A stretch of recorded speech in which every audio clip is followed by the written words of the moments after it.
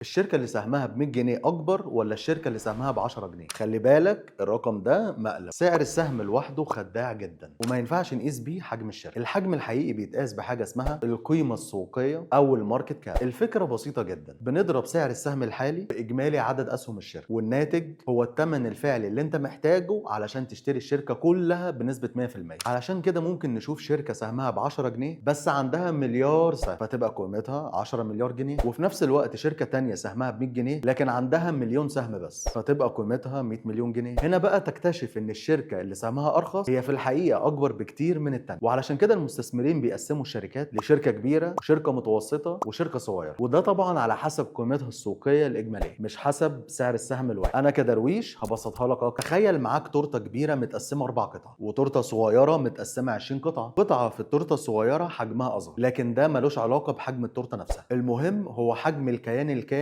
مش حجم القطعة. سيب بقى التورتة على جنب، اسمع الخلاصة من أخوك درويش. القيمة السوقية هي الثمن الإجمالي الحقيقي للشركة في السوق، وهي المقياس الفعلي لحجمها الاقتصادي مش سعر السهم المفرد. وده يخليني أقول لك اعمل فولو الدرويش تكسب وتعيش. والسلام عليكم ورحمة الله وبركاته.